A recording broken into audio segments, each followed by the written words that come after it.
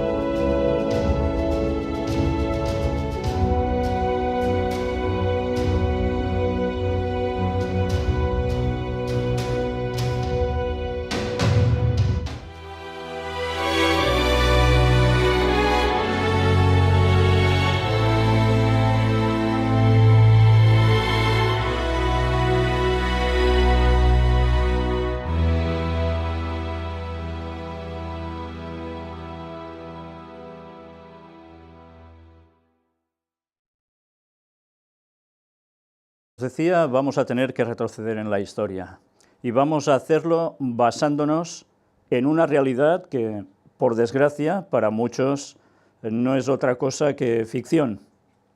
Vais a comprobar cómo con el paso del tiempo, a medida que vayamos presentando los temas, nos daremos cuenta que esa ciencia ficción para muchos sirve para poder entender absolutamente todo en esta vida. Y nos vamos a dar cuenta que esos misterios de Babilonia, que aún están en vigor, aún están en vigencia, que siguen ejerciéndose de lleno, tienen un origen, y ese origen no es ficticio, fue de algo que aconteció auténticamente. Por eso vamos a centrarnos en esto, en un texto bíblico, Génesis capítulo 4. Todos conocemos la historia del relato bíblico de la creación. Adán, Eva, los 7 días de la semana, en los cuales todo se efectuó, y cuando llegó el séptimo, Dios descansó en sábado, y así lo mandó a su pueblo, a los que eran sus hijos entonces, Adán y Eva. Y era una transmisión que debía hacerse continuamente, por generaciones. Pero hubo un problema. Ya sabéis que Adán y Eva pecaron. Para algunos esto, como os decía, es ciencia ficción. Nosotros vamos a mostrar que sin estos datos no vamos a entender absolutamente nada de lo que ha pasado en este mundo, pasa y pasará. Fijaos cómo después del relato de la caída de Adán y Eva, aparece alguien más, son sus hijos. Veremos en el relato a Caín, a Abel, y posteriormente más personas que surgieron, más descendientes suyos. Fijaos cómo en el capítulo 4, versículos del 1 al 12, es donde prácticamente nos vamos a centrar hoy, nos relata algo que nos va a servir para poner una base. Conoció Adán a su mujer Eva. Me detengo aquí para aclarar algo. Cuando en la Biblia habla de que conoció a su mujer, no quiere decir que es que no la conocía antes para nada y que estaban los dos dando vueltas por el jardín del Edén, no se habían visto nunca, sino que era la forma de expresión para decir que tuvo relación sexual, amó a su esposa y tuvieron hijos. Conoció Adán a su mujer Eva, la cual concibió y dio a luz a Caín, y dijo: por voluntad de Jehová he adquirido varón. Después dio a luz a su hermano Abel, y Abel fue pastor de ovejas, y Caín fue labrador de la tierra. Dos profesiones totalmente distintas, pero evidentemente relacionadas con el campo. Y aconteció, andando el tiempo, que Caín trajo del fruto de la tierra una ofrenda a Jehová. Y esto nos va a servir también para comprender por qué Caín lleva ese fruto de la tierra, él era labrador, y si eso estaba en consonancia con la voluntad de Dios, si eso era un requisito que Dios le había dicho, y qué más cosas sucedieron en consecuencia. Vamos a ver cómo continúa la historia. Y Abel trajo también de los primogénitos de sus ovejas, de lo más gordo de ellas. Y miró Jehová con agrado a Abel y a su ofrenda, pero no miró con agrado a Caín y a la ofrenda suya. Un problema. Vemos cómo Abel presenta lo mejor de sus ovejas, lo más gordo.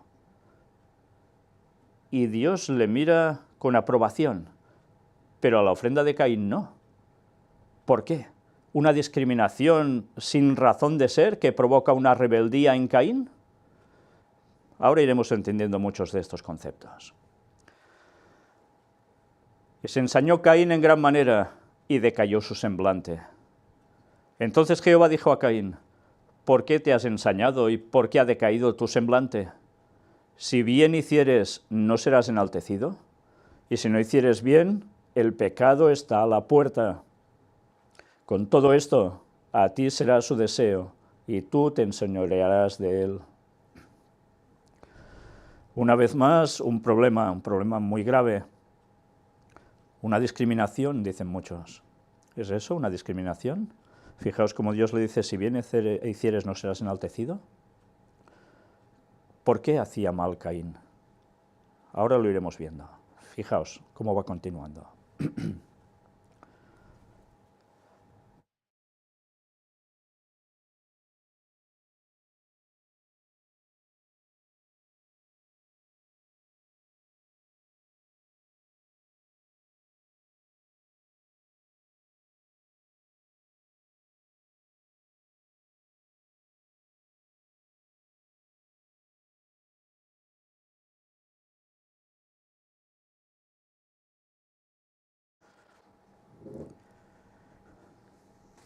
Recordemos lo que está diciendo aquí. Si bien hicieres, ¿no serás enaltecido? Y si no hicieres bien, el pecado está a la puerta. Con todo esto, a ti será su deseo, y tú te enseñorearás de él. Pero mirad lo que ahora va diciendo. Y dijo Caín a su hermano Abel: salgamos al campo. Fijaos cómo aquí no hay respuesta de Caín a Dios. De repente el relato continúa con una historia entre los dos hermanos. Y aconteció que estando ellos en el campo, Caín se levantó contra su hermano Abel y lo mató. Claro, y dices, ¿y por qué? ¿Qué ha hecho Abel de malo para que lo haya matado? Evidentemente ya el texto denota que ha habido una envidia, ha habido una diferencia que Caín no podía o no quería soportar, y es más, no quería cambiar. ¿Y qué hace? Matar a su hermano. ¿Por qué? Luego veremos la explicación a todo ello. El texto continúa diciéndonos: y Jehová dijo a Caín: ¿dónde está Abel tu hermano? Y él respondió: no sé, ¿soy yo acaso guarda de mi hermano? Frase célebre en la historia de la humanidad. ¿Soy yo acaso guarda de mi hermano? Qué bien estaría si todo el mundo fuera guarda de su hermano, ¿verdad? Procurando el bien, el cuidado de los demás. Pero eso no ha acontecido prácticamente nunca en la historia. Solo una minoría se ha dedicado a hacer eso. El resto, digamos que no. o no mucho. Pero muy interesante ver que dice, no sé. Él decía que no sabía nada de su hermano. Qué curioso. Una gran mentira soltada ante Dios. ¿Y Dios no sabía, acaso, la situación de lo que había acontecido? Y él le dijo, ¿qué has hecho? La voz de la sangre de tu hermano clama a mí desde la tierra. Ahora pues, maldito seas tú de la tierra, que abrió su boca para recibir de tu mano la sangre de tu hermano. Cuando labres la tierra no te volverá a dar su fuerza, errante y extranjero serás en la tierra. Esta es la condena de Dios. Dios sabía lo que Caín había hecho. La voz de la sangre de su hermano clamaba a él desde la tierra. Evidentemente esto es una metáfora, una forma de hablar para que se comprenda con claridad el mensaje. No es algo literal, la sangre no habla, pero la sangre sí clamaba en el sentido de que delataba lo que había hecho Caín con su hermano. Y Dios le dice algo, maldito seas tú de la tierra. Y la tierra, a partir de entonces, ¿estaría en plena consonancia con el ser humano? Bueno, pues evidentemente no. Además, fijaos que dice, cuando labres la tierra, no te volverá a dar su fuerza. Errante y extranjero serás en la tierra. Dos situaciones. La tierra en agricultura ya no sería lo mismo. Ya no tendrían que recoger solo los frutos, sino que también tendrían que elaborar. Y no tendría la misma potencia a la hora de dar los frutos. Pero además le dice, errante y extranjero serás en la tierra. Y aquí es cuando algunos empiezan a decir, errante y extranjero, pero si no había nadie en la tierra.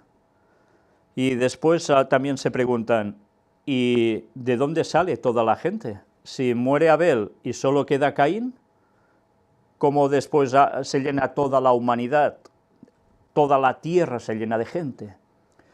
Bueno, hay algo que es evidente y que los textos nos hablan, y es que Adán y Eva tuvieron más hijos e hijas. Y por tanto, Caín se fue con una de sus hermanas, cuando en esas épocas era lógico que así aconteciera, porque no había nadie más en la tierra, no había otro linaje, todos provenimos de lo mismo, y con eso es una gran enseñanza. No que ahora tengamos que hacer lo que antes se hacía, sino el hecho de recordarnos que todos en el fondo somos hermanos, hijos de Dios por creación, de un mismo linaje, de una misma sangre. Y eso no debería hacernos pensar mucho. Extranjero en la tierra. ¿Por qué sería extranjero en su tierra? Pues porque Caín, con su esposa, tendría hijos.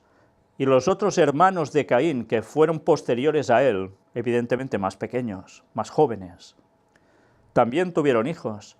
Y la tierra se iba a multiplicar de gente. ¿Y por qué errante y extranjero? Pues porque evidentemente lo que había hecho iba a marcar la mentalidad absolutamente de todos los primeros pobladores de esta tierra.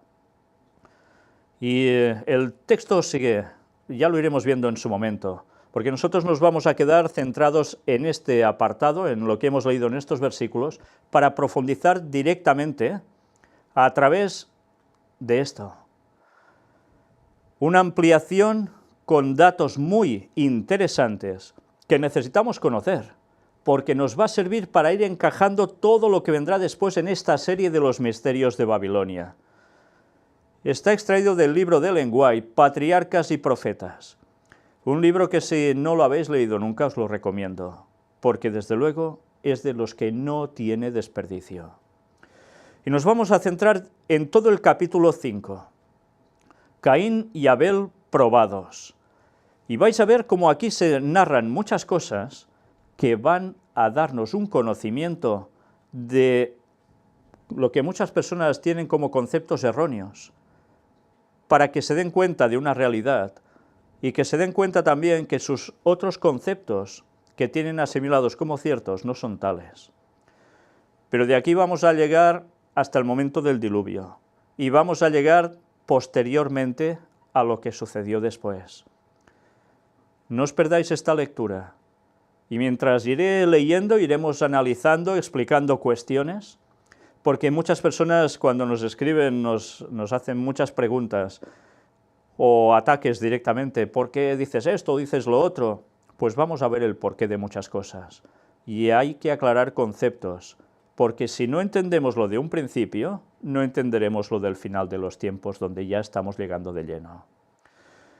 Todo lo que hemos leído en Génesis, y lo que vamos a ver ahora, fijaos que está en Génesis, en el origen, en la creación, al inicio de los 6000 años de pecado, y que es necesario que entendamos por qué está en la Biblia. No es un relato puesto porque sí, es un relato puesto porque va a servir especialmente para los que han alcanzado los fines de los siglos. Evidentemente ha servido para todas las generaciones que han pasado por la tierra, pero especialmente va a servir para nosotros, porque de ahí vamos a extraer una serie de lecciones que no podemos dejar nunca de lado, o de lo contrario, no vamos a entender nada. Fijaos cómo empieza esto. Caín y Abel, los hijos de Adán, eran muy distintos en carácter.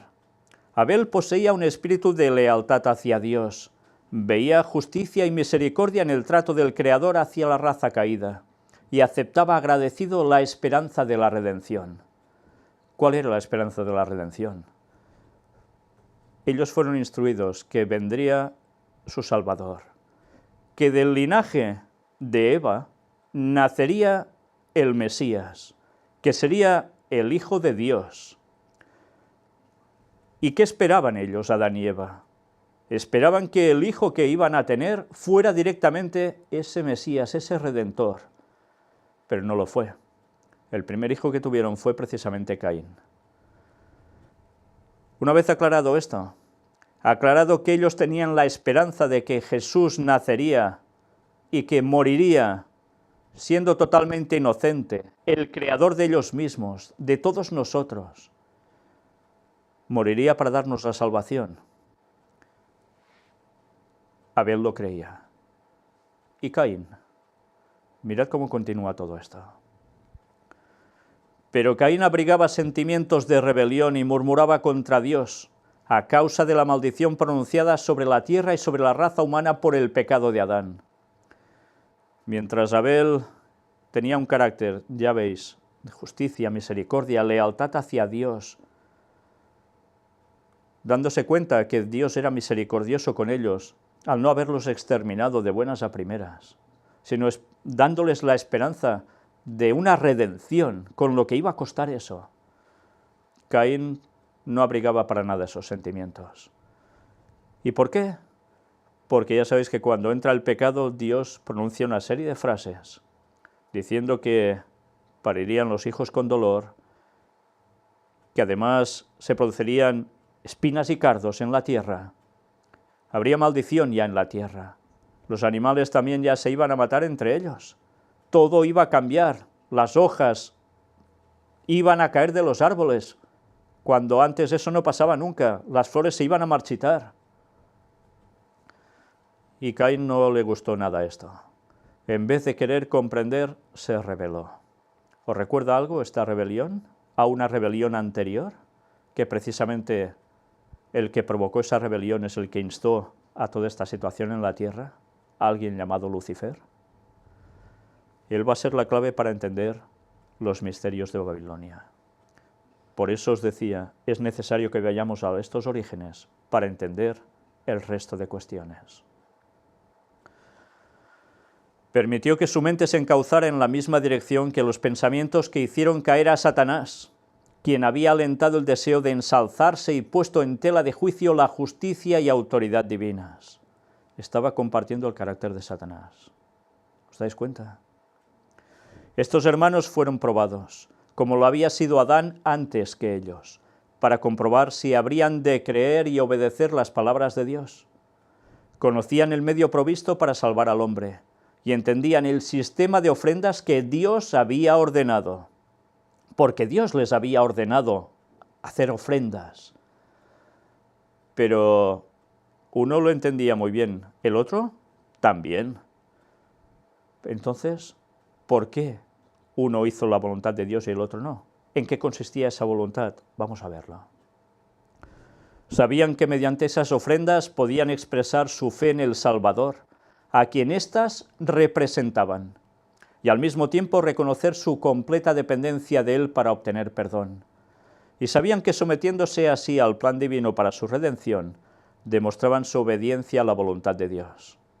Los dos conocían lo mismo. Los dos sabían a quién representaban esas ofrendas, a Cristo. Nada de lo que ellos hicieran por sí mismos les podía dar ninguna salvación, ninguna redención. Todos dependían de Dios y los dos lo sabían. Sin derramamiento de sangre no podía haber perdón del pecado. Y ellos habían de mostrar su fe en la sangre de Cristo como la expiación prometida, ofreciendo en sacrificio las primicias del ganado, no de hierbas, frutas, verduras, del ganado. ¿Quién tiene sangre? ¿Las frutas o el ganado? ¿Quién muere si se derrama la sangre? El ganado. ¿Y todo esto por qué? Para representar a que vendría algún día el Mesías, que derramaría su sangre, no teniendo nada que ver con el pecado de ellos, para poder ser salvos. Pagaría con su propia vida. Sin derramamiento de sangre no hay remisión de pecados. Además de esto, debían presentar al Señor los primeros frutos de la tierra como ofrenda de agradecimiento. Fijaos que también se debía ofrecer los primeros frutos de la tierra. No solo era cuestión de ganado,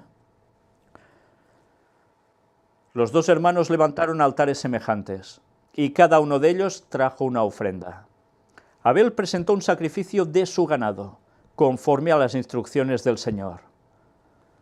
Y miró Jehová con agrado a Abel y a su ofrenda, nos dice Génesis 4:4. Descendió fuego del cielo y consumió la víctima. Pero Caín, desobedeciendo el directo y expreso mandamiento del Señor, presentó solo una ofrenda de frutos. Solo una ofrenda de frutos. Aquí, ¿quién marca la pauta, Dios o él? Él quiere marcar la pauta. Con los frutos debía ser suficiente para él. ¿Pero entendía lo que estaba haciendo? ¿Os habéis dado cuenta que el fuego no lo genera Abel, sino que es fuego del cielo que desciende y consumió a la víctima? ¿Qué va a suceder al fin de los tiempos? La Biblia nos habla de la destrucción de los impíos. Y va a ser por fuego que va a descender del cielo también. Aquí hay un paralelismo. El fuego de aquí tenía que consumir la vida de alguien inocente. Había pagado ese inocente los pecados de los otros. Pero al fin del tiempo la situación se va a reverter, va a ser totalmente distinta. Caerá fuego del cielo para consumir una ofrenda, sí, pero una ofrenda de impíos que no habrán querido seguir al Señor. Y al no querer seguir al Señor para nada y hacer la suya, van a morir y no tendrán redención alguna, no tendrán segunda oportunidad, no tendrán el reencarnarse en nada ni en ningún otro lugar. Ya no habrá ocasión de vida. Y ahora mirad lo que nos dice. No hubo señal del cielo de que este sacrificio fuera aceptado. No hubo fuego hacia la ofrenda de Caín. Abel rogó a su hermano que se acercase a Dios en la forma que él había ordenado, pero sus súplicas crearon en Caín mayor obstinación para seguir su propia voluntad. ¿Os dais cuenta? Abel, que se da cuenta de lo que está haciendo su hermano, le advierte, le dice, ¿pero qué haces? Hazlo como Dios te ha pedido. Y Caín, en vez de reaccionar y darse cuenta que ha errado, se obstina. Como era el mayor, no le parecía propio que le amonestase su hermano, que era menor, y desdeñó su consejo. Caín se presentó a Dios con murmuración e incredulidad en el corazón, tocante al sacrificio prometido y a la necesidad de las ofrendas expiatorias. ¿Os dais cuenta? La arrogancia que tenía. Su ofrenda no expresó arrepentimiento del pecado. Esa era la cuestión. Creía, como muchos creen ahora, que seguir exactamente el plan indicado por Dios y confiar enteramente en el sacrificio del Salvador prometido para obtener salvación sería una muestra de debilidad. Antes os decía al inicio del tema que nos va a servir para entender el pasado, el presente y el futuro. Y ahora vais viendo ya el porqué, pues aún vais a ver bastantes más cosas. Prefirió depender de sí mismo. ¿Os suena de algo todo esto? ¿Cuántas personas quieren depender de sí mismos para obtener lo que ellos quieren? Incluida una salvación, una vida eterna, un no morir nunca. Y desechan el sacrificio de nuestro Salvador. Se ven suficientes. Ellos ya son dioses, en definitiva. No necesitan de nadie. Se presentó confiando en sus propios méritos. No traería el cordero para mezclar su sangre con su ofrenda, sino que presentaría sus frutos, el producto de su trabajo. Presentó su ofrenda como un favor que hacía a Dios para conseguir la aprobación divina. Impresionante, ¿eh? ¿Qué conclusiones son las que él llegaba? Caín obedeció al construir el altar, obedeció al traer una ofrenda, pero rindió una obediencia solo parcial. Omitió lo esencial, el reconocimiento que necesitaba un Salvador. Y esa era la cuestión. En lo que se refiere al nacimiento y a la educación religiosa, estos hermanos eran iguales. Ambos eran pecadores, y ambos reconocían que Dios demandaba reverencia y adoración. En su apariencia exterior, su religión era la misma hasta cierto punto, pero más allá de esto, la diferencia entre los dos era grande. Aparentemente todo igual, pero no. En el interior había una gran diferencia. Por la fe Abel ofreció a Dios mayor sacrificio que Caín, escribe el apóstol Pablo en la Epístola a los Hebreos, capítulo 11, versículo 4. Abel comprendía los grandes principios de la redención, veía que era pecador y que el pecado y su pena de muerte se interponían entre su alma y la comunión con Dios. Se daba cuenta que el pecado nos separa de Dios, que hemos de hacer un esfuerzo para unirnos a Él, que solos no conseguimos nada, y Abel lo entendía a la perfección. Trajo la víctima inmolada, la vida sacrificada, y así reconoció las demandas de la ley que había sido quebrantada. En la sangre derramada contempló el futuro sacrificio, a Cristo muriendo en la cruz del Calvario, y al confiar en la expiación que iba a realizarse allí, obtuvo testimonio de que era justo y de que su ofrenda había sido aceptada. Abel daba ese sacrificio con pleno conocimiento de a quién representaba ese animal. ¿Y creéis que lo debería pasar bien? Dándose cuenta que por culpa de su pecado, Cristo, siendo Dios, debía encarnarse y venir a morir por nosotros para poder ser salvos, pagando así el precio de transgredir la ley. Caín tuvo la misma oportunidad que Abel para aprender y aceptar estas verdades. No fue víctima de un propósito arbitrario. No fue elegido un hermano para ser aceptado y el otro para ser desechado. Abel eligió la fe y la obediencia. Caín, en cambio, escogió la incredulidad y la rebelión. Todo dependió de esta elección. Y vamos a ver cómo esta elección nos va a afectar a todos. Caín y Abel representan dos clases de personas que existirán en el mundo hasta el fin del tiempo. Una vez más os decía algo antes, Lo que sucedió, lo que sucede y lo que sucederá. Mirad la aplicación. En este mundo, hasta el fin del tiempo, existirá gente igual, como estos dos grupos de personas. No más grupos, dos. Una clase se acoge al sacrificio indicado, la otra se aventura a depender de sus propios méritos.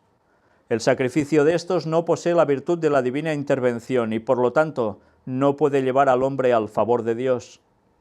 Solo por los méritos de Jesús son perdonadas nuestras transgresiones. Los que creen que no necesitan la sangre de Cristo y que pueden obtener el favor de Dios por sus propias obras sin que medie la divina gracia, están cometiendo el mismo error que Caín. Si no aceptan la sangre purificadora, están bajo condenación.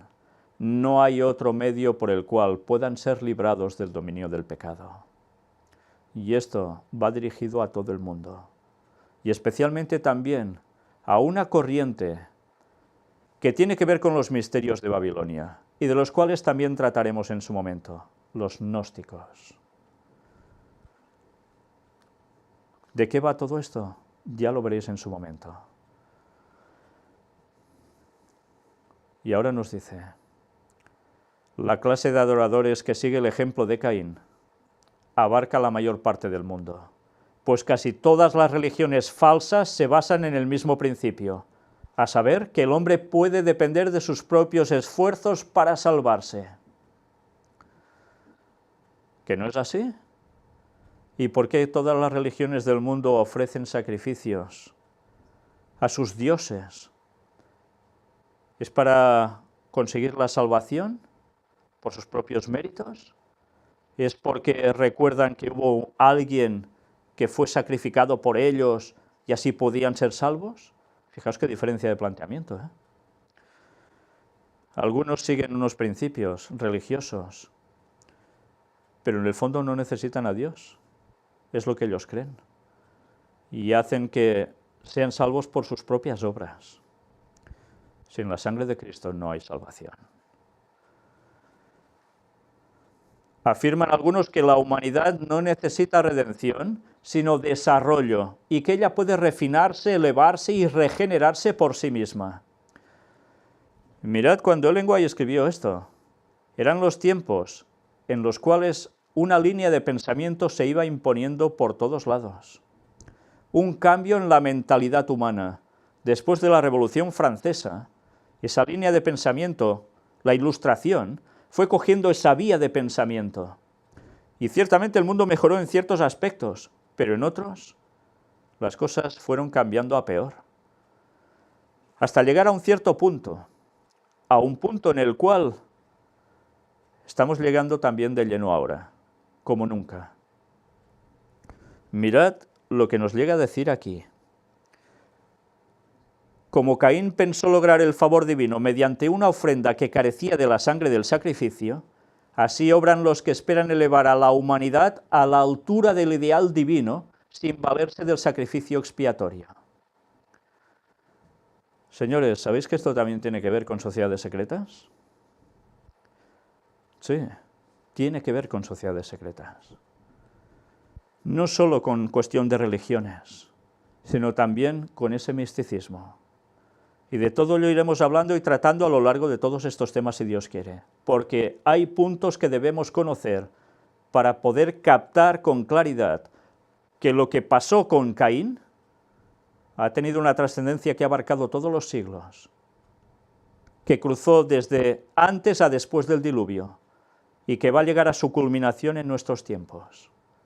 Y si no sabemos eso, como os decía, no vamos a entender nada y vamos a caer en un engaño fatídico. La historia de Caín demuestra cuál será el resultado de esta teoría. Demuestra lo que será el hombre sin Cristo. La humanidad no tiene poder para regenerarse a sí misma. No tiende a subir hacia lo divino, sino a descender hacia lo satánico. ¿Creéis que esto es verdad o que es falso? Ahora estamos en un momento de apogeo de lo que sería la Ilustración, porque esa línea de pensamiento ha seguido. Y solo tenéis que mirar los libros que hay, las cantidades inmensas de publicaciones editadas, de documentales, que tienen que ver con estas situaciones, de hacernos pensar que nosotros mismos nos podemos regir, que no necesitamos una ley dada por Dios, que Dios ya ni existe, y si existe lo ha hecho muy mal con nosotros y por tanto no hay que hacerle ni caso, que nosotros somos capaces de autolegislarnos hasta el punto de decir a lo bueno malo y a lo malo bueno, porque eso es lo que está aconteciendo, y eso es lo que terminará de acontecer hasta el fin del tiempo. La gente vivirá más años, sí, ya los está viviendo en comparativa. Como en tiempos del diluvio, evidentemente no, fueron súper longevos. Pero ahora la humanidad sobre todo en el mundo occidental, está viviendo algo más de años que hace unos años atrás.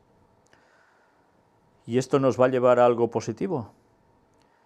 Pues precisamente deberemos aprender una lección del pasado, porque vamos a comprobar cómo a esa gente le sirvió para algo que no aprovecharon precisamente para bien, sino para mal. Y la historia se está repitiendo. ¿Se legislará conforme a la voluntad de Dios? ¿O se irán sacando leyes que al final irán llevando a descender al camino de Satanás? Solo tenéis que mirar el panorama de cada país. Solo tenéis que mirar sus legislaciones. Y vais a comprobar cómo la moral está siendo pisoteada de arriba abajo. Y nunca mejor dicho, de arriba abajo, porque el pisotazo, el pisotón, hunde. Y cuando hunde lleva a lo satánico, no eleva. Ya iremos viendo todo eso. Cristo es nuestra única esperanza. En ningún otro hay salud o salvación, dicen los textos, porque no hay otro nombre debajo del cielo dado a los hombres en que podamos ser salvos. Esto lo dice Hechos 4:12. Allí está el texto. Solo en Jesús hay salvación, en nadie más. La verdadera fe que descansa plenamente en Cristo se manifestará mediante la obediencia a todos los requerimientos de Dios. Y atención a lo que ahora iremos leyendo, porque todos aquellos que pensáis que no, yo voy bien, que puedo dejar los mandamientos de Dios al lado, porque incluso los creyentes dicen, no, Cristo ya murió por mí y yo soy salvo por gracia y por fe y por tanto puedo seguir mi vida. Atención a lo que vais a leer o a lo que vais a escuchar, porque si tenéis un poco de razonamiento, os vais a dar cuenta de que ese planteamiento es una vanidad absoluta. Sí, claro que hay salvación por fe y por gracia, evidentemente. Si no creemos en la salvación de Cristo por nosotros, si aceptamos su mensaje, seremos salvos. Si rechazamos lo que hizo por nosotros, estamos perdidos. ¿Pero solo eso basta? Atentos. Desde los días de Adán hasta el presente, el motivo del gran conflicto ha sido la obediencia a la ley de Dios. Y una vez más, os digo, lo del pasado tiene que ver con el presente y tendrá que ver con el futuro. Obediencia a la ley de Dios. En todo tiempo hubo individuos que pretendían el favor de Dios, aun cuando menospreciaban algunos de sus mandamientos. Eso ha sucedido siempre. Pero las Escrituras declaran que la fe fue perfecta por las obras, y que sin las obras de la obediencia, la fe es muerta. El que dice, yo le he conocido y no guarda sus mandamientos, el tal es mentiroso y no hay verdad en él. Y esto lo escribe Santiago. Aparece en el capítulo 2, versículo 22 y también en el 17. Y también lo escribe Primera de Juan 2, 4, en su epístola del apóstol Juan. ¿Os dais cuenta de lo que nos dice aquí? Nos dice una realidad que muchos cristianos no quieren aceptar. Sí, los mandamientos están muy bien, yo no mato, yo no robo, y mira, puedo incluir hasta algunos más, pero hay algunos que me molestan. Si hablo de los católicos, puedo decir que el segundo mandamiento, el de no tener imágenes para adorar ni demás, lo tienen totalmente suprimido, ni aparece en sus mandamientos. En sus Biblias sí, pero hacen el catecismo y allí está suprimido. Pero hay otro mandamiento que además es también para que piensen, tanto católicos como protestantes, el cuarto mandamiento: guardarás el sábado, por siempre, desde la creación, por siempre. Y ese, los católicos lo tienen alterado también, porque dicen santificarás las fiestas. Evidentemente, sobre todo, como no, el domingo, cambiando el día del Señor. Y eso lo vamos a ver de nuevo en los misterios de Babilonia. ¿Era correcto, era lícito hacer ese cambio del sábado al domingo? ¿O adorando en ese día el domingo se seguía algo que tenía que ver con Babilonia? No os perdáis eso. porque eso lo debemos conocer. Pero hubo más cosas. Los protestantes. Protestantes que dicen que guardan los mandamientos de Dios, pero resulta que el sábado ni lo contemplan. Es más, dicen que es judaizar. Entonces tenemos un problema. ¿Qué hacemos con lo que dicen los apóstoles después de que Jesús ya hubiese resucitado y se hubiese ido? ¿Estaban mintiendo? ¿No hacían referencia a los 10 mandamientos, acaso? Claro que sí. Por tanto, si dices que le has conocido, que eres muy buen cristiano, y pisas alguno de esos mandamientos, estás perdido. Y por mucha fe que tengas, mucha creencia que digas que tienes, estás perdido, porque eres un mentiroso y la verdad no está en ti. La palabra de Dios es inalterable. ¿La vas a alterar tú? ¿La van a alterar los pastores que te guían? ¿La van a alterar tus teólogos? La palabra de Dios no cambia. ¿Y tú sí? Si cambias, cambia para bien, no para mal. Pero no digas que no eres un mentiroso, porque la palabra de Dios es muy clara. Debes guardar los 10 mandamientos. Creer en Cristo, en que Él muere por ti y gracias a eso consigues la salvación, claro que sí. Pero la fe sin obras es muerta. Y si no guardas los mandamientos, acabóse tu salvación para siempre. Piénsatelo. Cuando Caín vio que su ofrenda era desechada, se enfureció contra el Señor y contra Abel. Se disgustó porque Dios no aceptaba el sacrificio con que el hombre sustituía al que había sido ordenado divinamente. Y se disgustó con su hermano porque éste había decidido obedecer a Dios en vez de unírsele en la rebelión contra él. Interesante, ¿eh? Caín quería que su hermano se rebelara como él, contra Dios, pero no lo consiguió.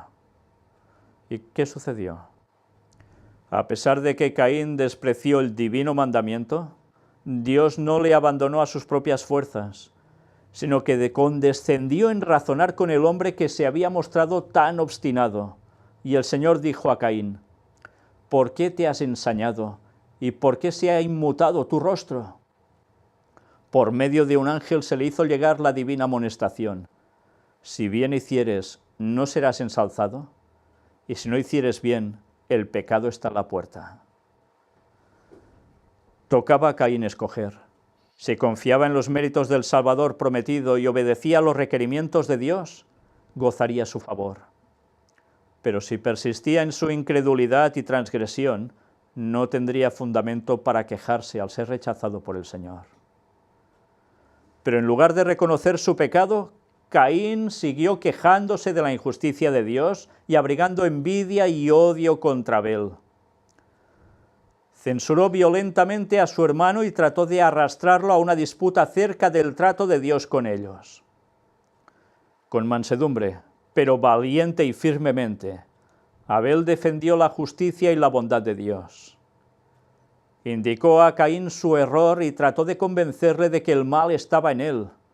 Le recordó la infinita misericordia de Dios al perdonar la vida a sus padres, cuando pudo haberlos castigado con la muerte instantánea, e insistió en que Dios realmente los amaba, pues de otra manera no entregaría a su Hijo, santo e inocente, para que sufriera el castigo que ellos merecían. Todo esto aumentó la ira de Caín. La razón y la conciencia le decían que Abel estaba en lo cierto, pero se enfurecía al ver que quien solía aceptar su consejo osaba ahora disentir con él, y al ver que no lograba despertar simpatía hacia su rebelión. En la furia de su pasión, dio muerte a su hermano. ¿Y creéis que esto está escrito en la Biblia porque sí? Antes os decía que está escrito para los que alcanzarán especialmente los fines de los siglos. Ese relato y toda la Biblia. Pero ¿por qué hago referencia en concreto a este relato? ¿Os habéis dado cuenta? Un hermano le dice al otro: haz caso del Señor, sigue lo que Él dice, no te vayas por tus derroteros, reconoce que estás en pecado, que tienes que cambiar. El hermano diciéndole esto al hermano. ¿Y cuál es la respuesta? Pues si no cedes, se te acabó a ti. ¿Y qué hizo Caín? Dio muerte a su hermano. Recordad los temas que presentamos últimamente en California. El hermano entregará muerte al hermano. ¿Creéis que esto es solo para la gente del mundo cuando haya una persecución final contra el pueblo de Dios? Alguien va a instar esa persecución. Alguien va a hacer que se mate a su hermano en la fe. ¿Me estáis entendiendo? Por eso está registrado este texto. Por eso está registrado. Para que sepamos que lo que pasó volverá a acontecer. Ha pasado siempre, pero al fin de los tiempos será de un modo impresionante, como nunca. Esto no está escrito porque sí. Caín odió y mató a su hermano, no porque Abel le hubiese causado algún mal, sino porque sus obras eran malas y las de su hermano justas. Y esto lo escribe el apóstol Juan en 1 de Juan 3:12. La historia se va a repetir. Asimismo odiaron los impíos en todo tiempo a los que eran mejores que ellos. La vida de obediencia de Abel y su fe pronta para responder eran un perpetuo reproche para Caín. Todo aquel que hace lo malo aborrece la luz y no viene a la luz, porque sus obras no sean redargüidas. Juan 3:20. Y así es, Cuando alguien denuncia el pecado, el mal que se está haciendo, las cosas incorrectas entre el pueblo de Dios, ¿qué suele recibir a cambio? Pues todo lo contrario a lo bueno. ¿Y por qué no quieren aceptar cuando se dicen las cosas? No quieren ser reprochados, no quieren ser corregidos, prefieren seguir su vida, como si seguir su vida tal cual les fuese a dar salvación alguna. ¿Qué es más fácil hacer? ¿Cambiar?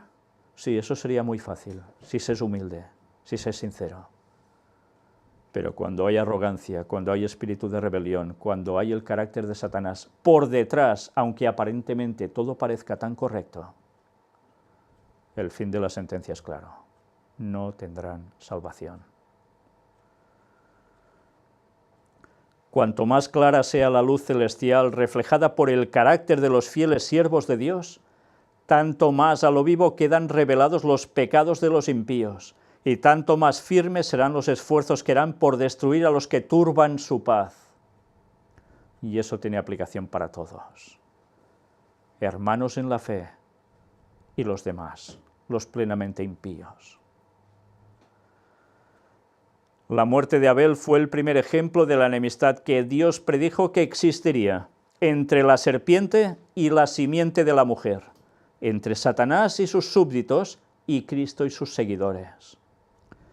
Mediante el pecado del hombre, Satanás había obtenido el dominio de la raza humana, pero Cristo habilitaría al hombre para librarse de su yugo. Y ahora entenderéis por qué estábamos tratando de los temas de la paz de Dios, los cuales pronto, si Dios quiere, vamos a reanudar, donde vamos desglosando ya prácticamente capítulo, versículo, 1 a 1 de la Biblia. ¿Y por qué? Precisamente por esto. Satanás había obtenido el dominio de la raza humana, pero Cristo habilitaría al hombre para librarse de su yugo. Si no entendemos que hay toda una línea genealógica desde la cual tenía que proceder el Mesías para que hubiese salvación en el mundo, para todos los que la quieran, no sabemos nada. Si no sabemos que Dios tenía que preservar esa línea genealógica a través de la mujer hasta llegar a Cristo, y que por eso tuvo que tomar medidas drásticas ante los impíos que no querían aceptar eso para nada, y hubiesen acabado con el pueblo de Dios para que Cristo no naciera. Evidentemente no era el propósito claro en la mente de estos impíos, pero la mente que está por detrás de ellos sí. Satanás sabía que si esa línea genealógica era interrumpida totalmente, el Mesías no nacería, y eso le daría la victoria sobre toda la humanidad por siempre. La rebelión contra Dios estaría firmemente anclada por siempre. ¿Entendéis ahora por qué Dios tomaba esas medidas drásticas que aparecen en el Antiguo Testamento y que tantos no comprenden y acusan a Dios de ser el mismísimo Satanás? Qué cortos hay que ser para llegar a pensar eso, en vez de profundizar en las cuestiones para aclarar los conceptos. Cortos voluntarios o involuntarios, ese es el problema. Algunos no dan para más, pero otros dan para más y no quieren saber la verdad y se siguen cerrando por banda. ¿Y por qué? Porque así pueden seguir haciendo su vida y no seguir lo que Dios les dice que deben hacer. Una vez más, ellos son su propio Dios. Y en verdad no se dan cuenta que solo son siervos de Satanás y que van a terminar muertos por la eternidad. Qué triste. Y el texto aún nos va añadiendo más cosas. Fijaos cómo nos dice, la muerte de Abel fue el primer ejemplo de la enemistad que Dios predijo. Esa enemistad ha sido continua a lo largo de la historia. Desde Abel hasta que Cristo vuelva, los auténticos hijos de Dios tantísimas veces suelen morir en manos de los demás, que son contrarios a seguir la palabra de Dios, tal cual. Y eso no va a cesar hasta el final. Siempre que por la fe en el Cordero de Dios un alma renuncia a servir al pecado, se enciende la ira de Satanás. Esto también me gustaría aclararlo. Hay personas que creen que, mira, yo he hecho los estudios bíblicos, me voy a bautizar y a partir de ahora el Señor me ayudará en todo y por tanto ya no tendré problemas. Pues no, señores. No, señores, para nada. Cuando tú decides entregar tu vida a Dios es cuando más problemas tendrás. ¿Te crees que Satanás se va a quedar cruzado de brazos? Satanás actuará. Se va a encender su ira, irá por ti. Y te va a amargar, sea a través de la familia, del trabajo, de lo que sea, pero te va a amargar. E intentará que cedas, y hará ataques espiritistas si conviene, y tendrás que vivir fenómenos paranormales. Sí, puede ser, pero con Dios vas a vencer. En el nombre de Jesús vas a vencer. Pero no penséis nunca que Satanás se va a quedar cruzado de brazos. Su ira irá en aumento hasta el final. Pero no desistáis. Agarrados de la mano de Dios lo podemos todo. Todo lo puedo en Cristo que me fortalece. Filipenses 4:13. No olvidéis nunca ese texto. La vida santa de Abel desmentía el aserto de Satanás de que es imposible para el hombre guardar la ley de Dios. Abel, ¿a quién nos recuerda entonces? Pues a alguien, y lo debería decir en plural, que van a vivir al fin de los tiempos en el retorno de Cristo. Personas que van a guardar la ley firmemente, con plena convicción, no por legalismo, sino de corazón. Y van a ser fieles hasta el retorno de Cristo. ¿Quiénes son esos? Esos son los que son conocidos como los 144.000 sellados, los que quedarán vivos hasta el momento del retorno de Cristo, y que no van a morir en la segunda venida de Cristo por su resplandor fulminados, sino que van a ser transformados y serán arrebatados al cielo. Y es entonces cuando hay el arrebatamiento, no antes, habrán pasado por la gran tribulación. Una vez más, Abel, en Génesis, es la clara parte de lo que va a pasar al fin de los tiempos con los 144.000 que aparecen en el último libro de la Biblia, en Apocalipsis. De Génesis a Apocalipsis, una correlación. Y curiosamente, 6.000 años de historia. 6.000. Y volverá Cristo. 6.000 años de historia desde la entrada del pecado, desde todos esos acontecimientos. ¿Creéis que lo de Caín y Abel está puesto solo porque sí? Los 144.000 estarán vivos hasta los 6.000 años desde la entrada del pecado y Cristo volverá. Y eso sucede en 2031, cuando se cumplen justo esos 6.000 años. Cuando Caín, movido por el espíritu malo, vio que no podía dominar a Abel, se enfureció tanto que le quitó la vida. Y dondequiera haya quienes se levanten para vindicar la justicia de la ley de Dios, el mismo espíritu se manifestará contra ellos. ¿Entendéis ahora por qué hasta en iglesias adventistas, cuando hay personas que dicen las cosas como son a tal punto reprobados, apartados, desestimados? ¿Por qué molestan? Y eso es en todas partes. Pero lo triste es que pase hasta en las iglesias, que se dicen ser las del pueblo de Dios definitivo. Qué lamentable es. Donde quiera se levantan personas diciendo las cosas como son, el espíritu de Satanás actuará. ¿Ahora entendéis por qué muchos lo estáis pasando mal en vuestras iglesias cuando aceptáis el mensaje del cuarto ángel? ¿Creéis que es porque sí? Pues sed felices si os pasa eso.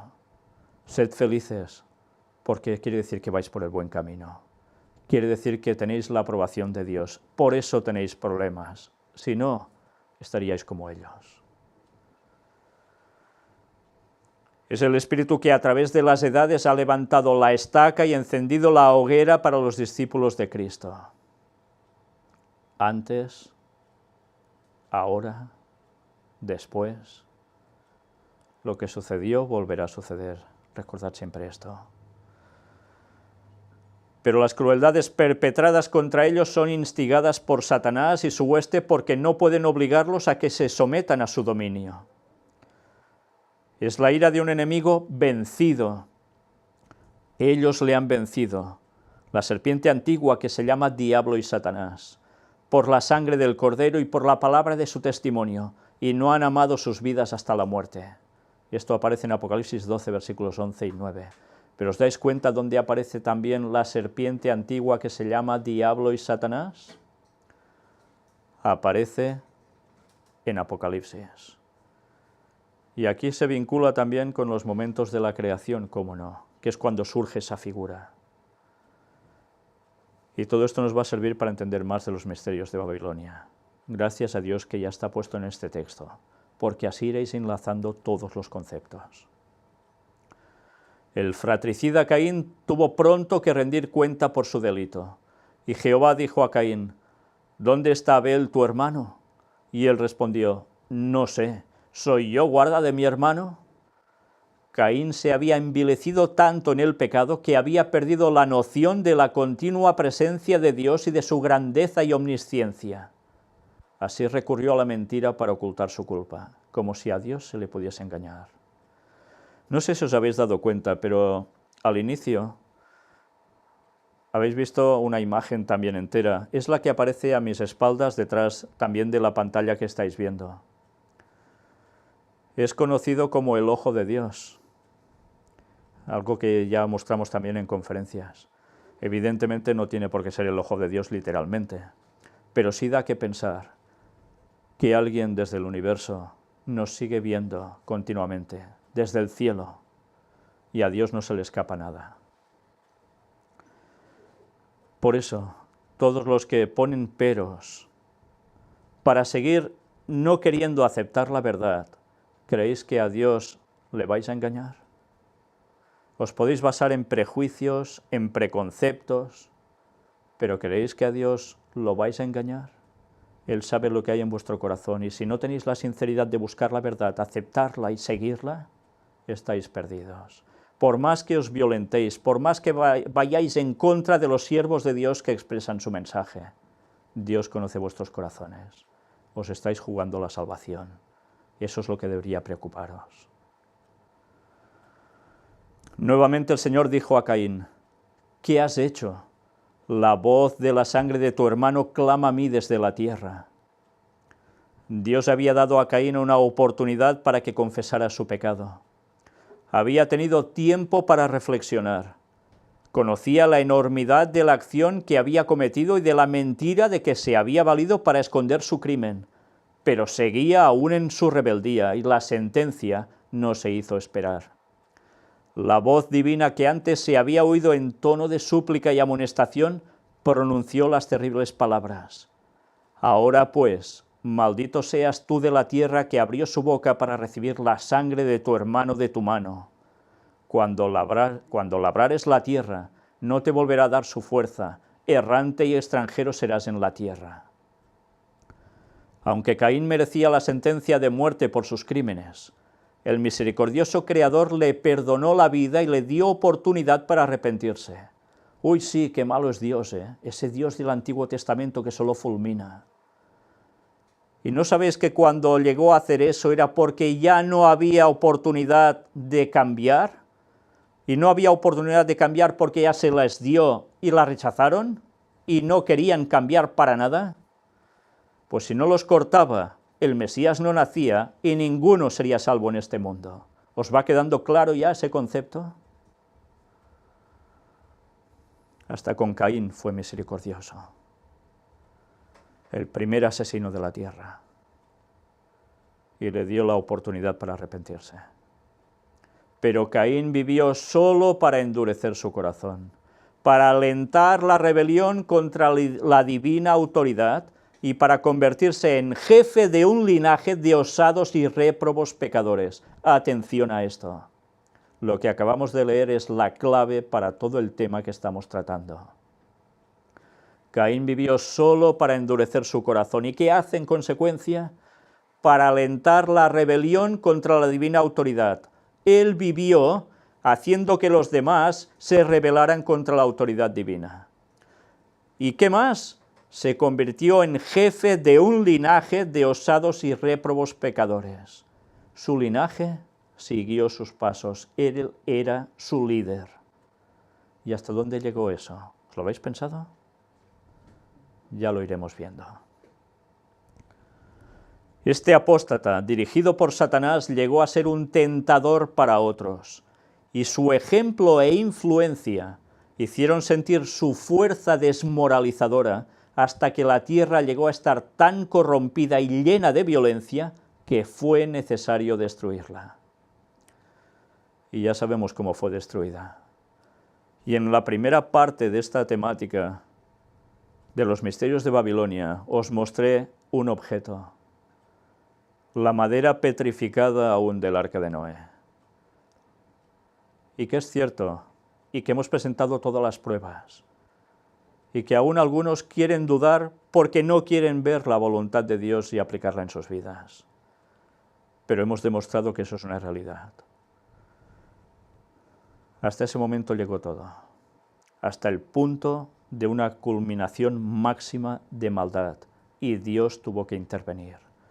Y una vez más, esto que está puesto en el origen sirve para algo, para el fin de los tiempos. ¿Qué va a suceder al final? Jesús nos lo advirtió. Como en los días de Noé, así serán los días de la venida del Hijo del Hombre. Lo mismo está aconteciendo. Vamos directos al mismo fin de sistema. No habrá diluvio universal y todo quede exterminado así. Habrá fuego. Fuego en la segunda venida de Cristo. Ese será el punto y final de esta historia. Aunque luego aún habrá algo más. Y todo eso lo hemos explicado en los estudios bíblicos. Al perdonar la vida al primer asesino, Dios dio al universo entero una lección concerniente al gran conflicto. La sombría historia de Caín y sus descendientes demostró cuál hubiera sido el resultado si se hubiera permitido que el pecador viviera para siempre y continuara en su rebelión contra Dios. Dios permitió que esas cosas pasaran, que fueran sucediéndose generaciones hasta llegar al diluvio, porque quedó claramente demostrado que la rebelión que tenían ya no iba a parar y que lo iban a hacer todo tan mal como pudiesen, siempre contra la voluntad de Dios. Una gran lección, ¿eh? El universo entero pudo ver eso. Y cuando digo el universo no me refiero solo a los ángeles que no han caído, sino a los seres de otros mundos, que Dios también creó, que siguen pendientes de nosotros, sufriendo por nosotros, porque ellos jamás pecaron. Y ven el resultado de todo ello. Y vieron cómo el mundo llegó a lo que llegó antes del diluvio. Vieron que hubo el diluvio y vieron cómo la misericordia de Dios aún dejó que hubiese gente para repoblar la tierra. Y ven que el hombre no cambia, que una vez más Satanás lo domina, lo controla y lo va a llevar otra vez hasta el mismo punto antes del diluvio. Por eso el Señor debe intervenir en su segunda venida. Por eso el Señor pondrá punto y final a la historia de esta humanidad. La rebelión contra Dios es la clave de todo. Y eso nos va a servir para entender los misterios de Babilonia. Ya lo veréis. Pero aquí no lo dice. Aquí hay algo que recordamos a un primer rebelde, a Lucifer. Algunos dicen, ¿y por qué no eliminó Dios directamente a Lucifer en su rebelión? Pues por lo mismo. Era necesario que el universo entero, que jamás había visto una situación de pecado, de transgresión, de rebelión, viese el fruto de transgredir la ley de Dios, la ley del cielo. Y ahora nadie en el universo duda que Satanás es maligno, que Satanás es adversario de Dios, que Satanás es rebelde y quiere que otros le sigan en su rebelión, y quisiera destronar a Dios, pero no podrá.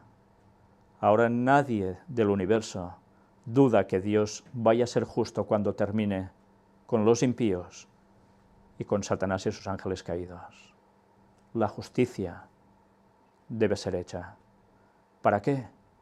Para el bien del universo y para una lección que jamás olvidará nadie por la eternidad. Por eso no volverá a haber transgresión ninguna por los siglos de los siglos. La paciencia de Dios solo inducía a los impíos a ser más osados y provocadores en su iniquidad.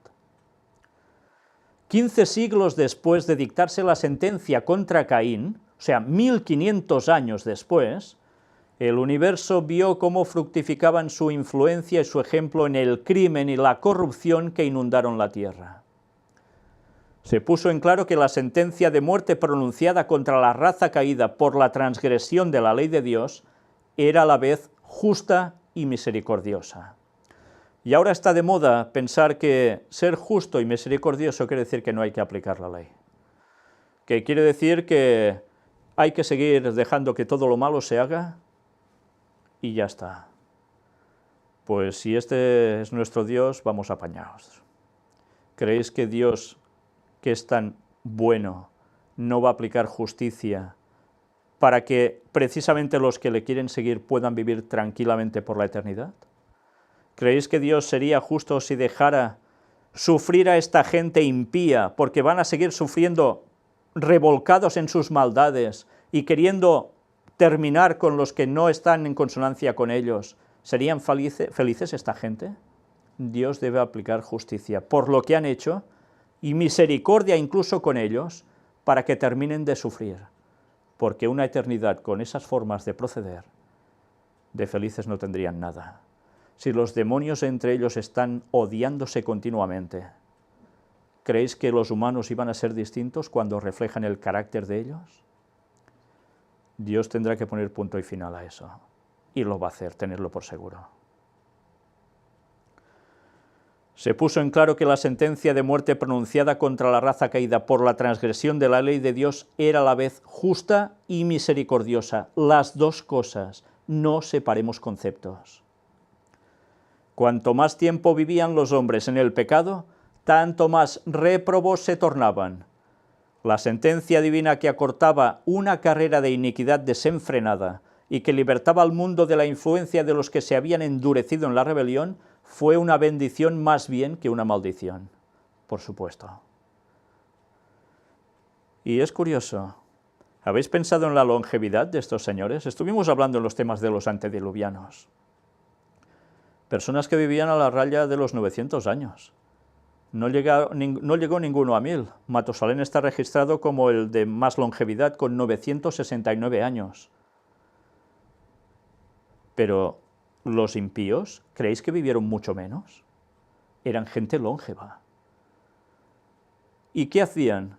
¿Los años que pasaban les llevaba la tendencia al bien? Pues no. todo a peor. ¿Os imagináis esas personas viviendo casi 1000 años, con esa gran capacidad mental, ese portento físico impresionante, pero sumamente alejados de Dios de lo que eran capaces de hacer? La tierra llena de violencia. Hicieron grandes cosas, grandes construcciones, grandes maravillas a las cuales nosotros jamás llegaremos, al menos en esta vida. Pero hicieron algo para perpetuar la ley de Dios y llevar a la gente a la verdad y a poder ser salvos. Todo lo contrario. El mundo se desestabilizó por todos lados. Toda la creación sufrió también. ¿Y ahora qué está pasando? Lo mismo. El texto va siguiendo, y la verdad es que frase tras frase no deja de que hagamos una meditación en cada palabra de las que aparecen, porque desde luego todo lo que vais leyendo es impresionante. Satanás obra constantemente, con intensa energía y bajo miles de disfraces, para desfigurar el carácter y el gobierno de Dios, y esta es la auténtica realidad. Hemos hablado en puertas dimensionales, en 80 y pico de temas, más aún de los que tenemos preparados por emitir, de cómo Satanás tiene tantísimos tentáculos, tantas teclas por tocar, pero que en el fondo es todo el mismo aparato, el mismo órgano. Detrás está él, pero es capaz de moverlo todo para desfigurar el carácter de Dios, el gobierno de Dios, y hacer caer a la gente por un lado o por el otro. Sean misticismos, como lo veremos también en los temas de que estamos presentando, sean las 1001 formas que cada día afronta cada persona de este mundo, en su día a día incluso. Y a veces no son cosas impresionantes, pero cosas que te hacen caer cada día, cosas que a veces solo saben las mismísimas personas. Pero eso sigue pasando. Con planes abarcantes y bien organizados y con maravilloso poder, trabaja por mantener engañados a los habitantes del mundo. Fijaos, planes abarcantes, no limitados, abarcantes y bien organizados y con maravilloso poder. Trabaja para mantener engañados a los habitantes del mundo. ¿Y qué utiliza para hacer esto? Todo lo que os podáis imaginar y más. Pero todo esto nos va a servir para adentrarnos en los misterios de Babilonia, porque una vez más tendremos que hablar de sociedades secretas y tendremos que hablar de alguna otra religión que incluye conceptos de sociedades secretas y que ni sus propios feligreses se lo imaginan. Todo a su tiempo. Dios, el ser infinito y omnisciente, ve el fin desde el principio, y al hacer frente al mal trazó planes extensos y de gran alcance. No creáis que solo Satanás hizo planes de gran alcance. Dios los ha hecho aún mucho mejores, por eso es Dios. Se propuso no solo aplastar la rebelión, sino también demostrar a todo el universo la naturaleza de ésta. El plan de Dios se iba desarrollando y a la vez que revelaba su justicia y su misericordia, vindicaba plenamente su sabiduría y equidad en su trato con el mal, lo que a tantos les cuesta aceptar ahora, porque saben que si aceptan a ese Dios del Antiguo Testamento, que es el mismo Jesús que aparece en el Nuevo Testamento, y lo hemos demostrado, cuando creen que una cosa no tiene nada que ver con la otra, que un personaje no tiene nada que ver con el otro, tristemente, lamentablemente, no se dan cuenta de que todo forma parte de un plan divino sumamente bien trazado, donde se demuestre la justicia, misericordia, equidad, sabiduría de Dios. Y de lo contrario, aquí ya no habría nadie. Los santos habitantes de los otros mundos observaban con profundo interés los acontecimientos que ocurrían en la tierra.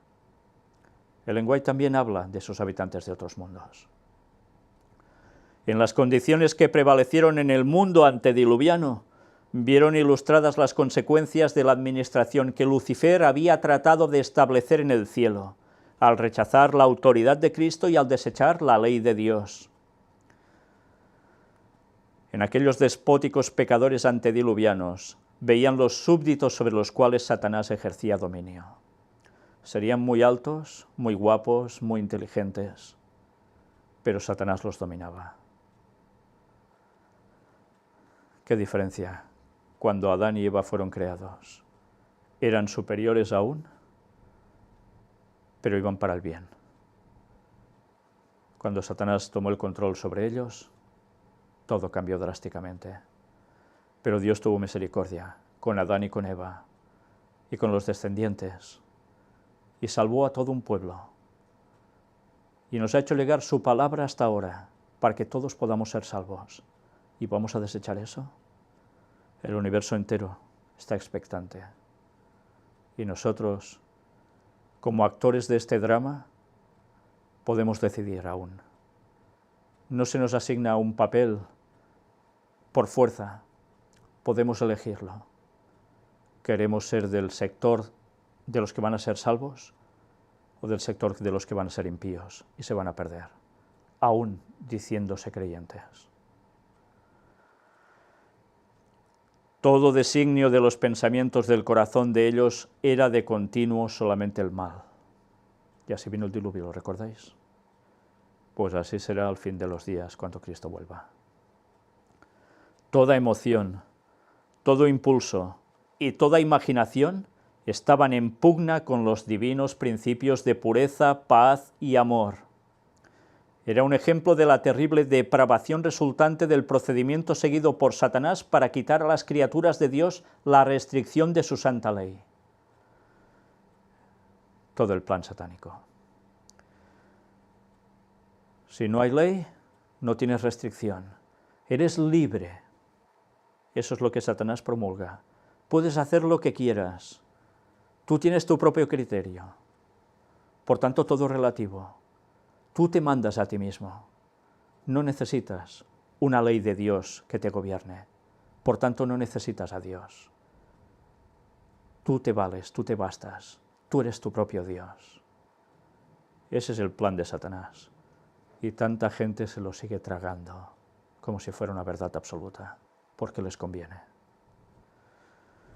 Mediante el desarrollo del gran conflicto, Dios demostrará los principios de su gobierno, los cuales han sido falseados por Satanás y por todos los que él ha engañado.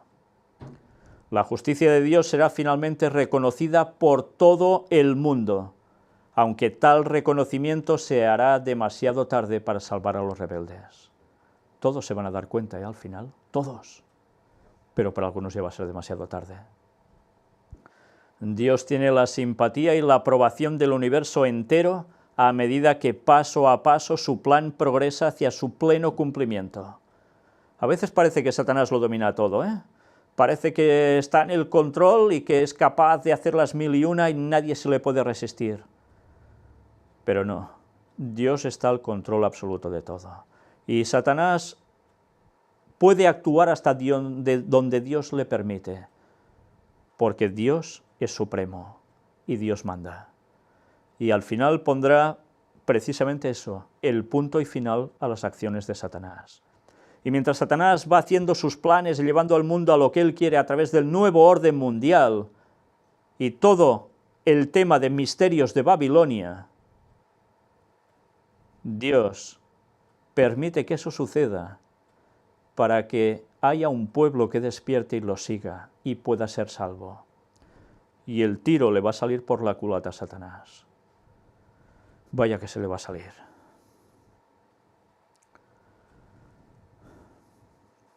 Dios tiene la simpatía y la aprobación del universo. Recordad esto. Ahora ya nadie lo duda. Él lo cumplirá hasta la final extirpación de la rebelión. Se verá que todos los que desecharon los divinos preceptos se colocaron del lado de Satanás en guerra contra Cristo. Cuando el príncipe de este mundo sea juzgado y todos los que se unieron con él compartan su destino, el universo entero testificará así acerca de la sentencia. Y mirad lo que está escrito en Apocalipsis 15:3. Justos y verdaderos son tus caminos, Rey de los santos. Dios hará justicia, y Dios terminará con el mal y con los que lo practican. De eso no tengáis duda. Y si creéis que por hacer eso Dios es injusto y es malo,